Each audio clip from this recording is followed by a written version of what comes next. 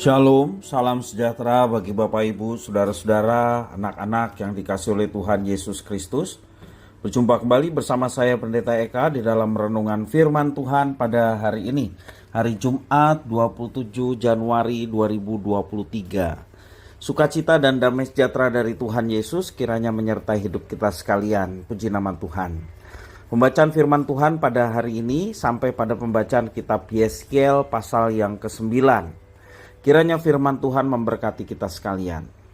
Baik, sebelum kita akan merenungkan bagian firman Tuhan hari ini, mari kita akan berdoa bersama-sama.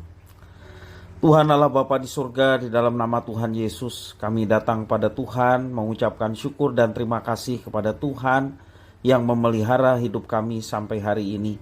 Terima kasih ya Tuhan atas kasih setia, penyertaan dan berkat yang sungguh nyata kami alami. Biarlah semua ini menjadikan kami semakin mengenal Tuhan dan kami mau terus belajar, mengerti dan memahami apa yang Tuhan kehendaki untuk kami kerjakan. Firman Tuhan yang menjadi pelita bagi hidup kami, mampukan kami untuk kami dapat mengertinya, serta Engkau menolong kami untuk dapat menerapkannya dalam hidup kami. Terima kasih Bapa, inilah diri kami sedia untuk belajar firman Tuhan. Demi nama Tuhan Yesus kami berdoa. Haleluya, amin.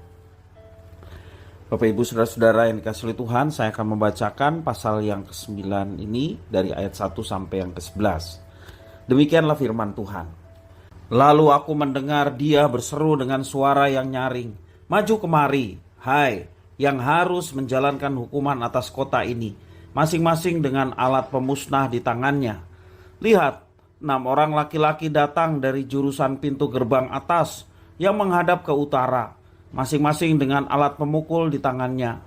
Dan 1 orang di antara mereka berpakaian lenan dan di sisinya terdapat suatu alat penulis. Mereka ini masuk dan berdiri di samping mezbah tembaga. Pada saat itu kemuliaan Allah Israel sudah terangkat dari atas kerub tempatnya semula ke atas ambang pintu bait suci, dan dia memanggil orang yang berpakaian lenan dan yang mempunyai alat penulis di sisinya. Firman Tuhan kepadanya, "Berjalanlah dari tengah-tengah kota, yaitu Yerusalem, dan tulislah huruf T pada dahi orang-orang yang berkeluh kesah, karena segala perbuatan-perbuatan keji yang dilakukan di sana." Dan kepada yang lain-lain aku mendengar dia berfirman, "Ikutlah dia dari belakang melalui kota itu dan pukullah sampai mati. Janganlah merasa sayang dan jangan kenal belas kasihan. Orang-orang tua, teruna-teruna dan dara-dara, anak-anak kecil dan perempuan-perempuan bunuh dan musnahkan. Tetapi semua orang yang ditandai dengan huruf T itu jangan singgung. Dan mulailah dari tempat kudusku." Lalu mereka mulai dengan tua-tua yang berada di hadapan bait suci. Ayat 8. Kemudian firman-Nya kepada mereka, "Najiskanlah bait suci itu dan penuhilah pelataran-pelatarannya dengan orang-orang yang terbunuh. Pergilah, mereka pergi keluar dan memukuli orang-orang sampai mati di dalam kota. Sedang mereka memukuli orang-orang sampai mati, waktu itu aku tinggal di belakang. Aku sujud dan berseru, kataku, 'Aduh, Tuhan Allah, apakah Engkau memusnahkan seluruh sisa Israel di dalam mencurahkan amarah-Mu atas Yerusalem?' Jawabnya kepadaku, 'Kesalahan kaum Israel dan Yehuda sangat banyak, sehingga tanah ini penuh hutang darah dan kota ini penuh ketidakadilan. Sebab mereka berkata, Tuhan sudah meninggalkan tanah ini dan Tuhan tidak melihatnya. Karena itu aku juga tidak akan merasa sayang dan tidak akan kenal belas kasihan.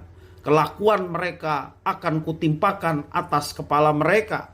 Lihat, orang yang berpakaian lenan itu dan yang mempunyai alat penulis di sisinya memberikan laporan, katanya, 'Aku sudah kerjakan seperti Engkau perintahkan kepadaku.'" Bapak Ibu Saudara-saudara yang dikasihi oleh Tuhan Yesus Kristus, Tuhan menyerukan dan memanggil orang-orang yang akan melakukan penghukuman atas Israel. Dari antara pemusnah ini ada seorang yang bertugas untuk memberi tanda T pada dahi orang-orang yang tidak takut dalam segala perbuatan keji yang dilakukan oleh orang-orang Israel lainnya. Itu dituliskan di dalam ayat 1 sampai yang keempat. Mereka adalah para malaikat yang merupakan bala tentara yang mempersiapkan untuk mengeksekusi para penyembah berhala. Alat penulis yang digunakan terlihat dihubungkan dengan pencatatan surgawi.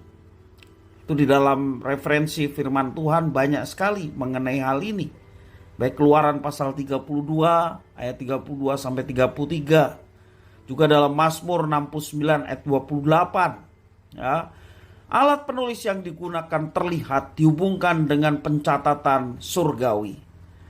Penglihatan Yeskiel merupakan peringatan akan penyembahan berhala yang tidak memiliki tempat di kota Allah. Awan kemuliaan melambangkan kehadiran ilahi atas tempat yang maha tinggi, yakni di baitnya Yerusalem. Awan itu memulai sebuah perjalanan yang secara visual menggambarkan bahwa Tuhan akan meninggalkan Yerusalem. Penandaan dahi dengan huruf T menjadi simbol atas kelepasan atau keselamatan dari orang yang ditandai sebagai kelepasan anak-anak sulung Israel dari kematian. Selain yang diberikan tanda, semua orang Israel lainnya dibinasakan. Dan pembinasaan ini dimulai dari bait Allah, dari para tua-tua Israel. Tuhan dengan tegas menyatakan bahwa penghukuman ini merupakan akibat dari kesalahan mereka. Dikatakan juga ada hutang darah dan ketidakadilan yang mereka lakukan. Tuhan tidak sayang dan tidak menyatakan belas kasihannya terhadap Israel dengan segala kejahatan mereka di hadapan Tuhan. Berulang dikatakan dalam ayat yang ke-5 sampai yang ke-11. Tuhan selalu memberikan kesempatan dan juga anugerah kepada umat yang sesungguhnya sangat dikasihinya. Namun penolakan dari umat sendiri terhadap Tuhan membuat Tuhan murka dan menghukum umatnya dengan tiada berbelas kasihan. Dituliskan demikian. Bagaimanapun tetap ada sisa umat yang diselamatkan. Itu catatan yang perlu kita perhatikan. Ada umat yang diselamatkan. Siapa yang diselamatkan? Mereka adalah orang-orang yang mempertahankan hidup yang kudus, yang tidak ikut menyembah berhala, dan juga mereka yang berduka oleh karena dosa bangsanya. Bapak Ibu, saudara-saudara yang dikasihi oleh Tuhan, betapa luar biasanya kuasa Tuhan mau dinyatakan untuk mensortir umat Tuhan yang membuat suatu tindakan memberontak terhadap Tuhan. Demikian juga umat yang senantiasa dengar-dengaran dan tetap menyembah kepada Tuhan. Bahkan umat yang sadar akan keberdosaannya dan mohon pengampunan. Merekalah umat yang dipisahkan untuk dibinasakan. Walaupun jumlahnya sangat sedikit, tetapi tetap ada sisa umat yang diselamatkan. Bapak Ibu saudara-saudara yang dikasihi oleh Tuhan, bagaimana dengan kehidupan kita? Apakah kita ingin diselamatkan? Ketika kita mengatakan dalam diri kita bahwa kita mau diselamatkan dari murka Tuhan, prinsipnya sama, yakni jangan menjadi pemberontak, jangan terus berbuat dosa dan kekejian di mata Tuhan.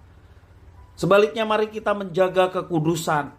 Hiduplah seturut dengan kehendak dan firman Tuhan.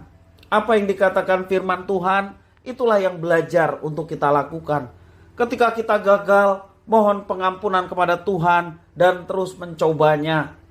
Dan ketika Tuhan menuntun hidup kita, Dia memberikan kemampuan untuk kita dapat melaksanakan apa yang dikehendaki olehnya. Tentunya oleh karena Tuhan yang menyertai kita, Dia yang mengkuduskan setiap perbuatan yang kita kerjakan. Dan kita meyakini bersama dengan Tuhan kita boleh mendapatkan perkenan Perkenan Tuhan adalah ketika kita mau hidup seturut dengan kehendak Tuhan. Dan kita tidak sendiri, melainkan Roh Kudus yang ada pada kita menjadi Allah Immanuel yang bersekutu dengan kita. Dialah yang memampukan kita untuk mengerjakannya. Mari Bapak Ibu Saudara-saudara yang dikasihi oleh Tuhan, kita tetap menjaga kekudusan. Murka Tuhan tetap ada. Mari kita menghargai Tuhan yang penuh dengan kekuasaan dan murkanya yang menyala-nyala, dengan hidup dalam kekudusan, hidup seturut dengan rencana dan kehendaknya. Kiranya firman Tuhan memberkati kita sekalian. Mari kita berdoa. Terima kasih Bapa di surga di dalam Yesus Kristus atas firman Tuhan. Kami bersyukur kasih setia Tuhan tetap nyata di tengah pemberontakan umat Tuhan. Di tengah umat yang tidak mempercayai Tuhan, Tuhan tetap menyatakan kasih kepada sisa orang-orang yang hidup dalam ketaatan, orang-orang yang menyadari akan dosanya dan berbalik kepada Tuhan dalam pertobatan yang sesungguhnya. Dan Tuhan mengampuni segala dosa mereka dan meluputkan mereka dari kebinasaan. Terima kasih ya Tuhan, sesungguhnya kami semua adalah orang-orang yang binasa oleh karena dosa-dosa kami. Tetapi syukur kepada Tuhan oleh karena Yesus Kristus yang telah menggantikan kebinasaan yang seharusnya kami dapatkan dan menggantikan dengan kehidupan melalui kematian Yesus Kristus di kayu salib. Terima kasih ya Tuhan atas semua berkat yang demikian besar, dan kami mau menghargai setiap berkat yang Tuhan berikan itu dalam hidup dalam kekudusan, juga terus belajar untuk mentaati apa yang telah Tuhan firmankan. Roh Kudus yang memampukan kami untuk dapat mengerjakannya. Terima kasih ya Tuhan, inilah diri kami. Kami sedia untuk belajar firman Tuhan. Demi nama Tuhan Yesus Kristus, kami sudah berdoa dan bersyukur pada Bapa di sorga. Haleluya. Amin.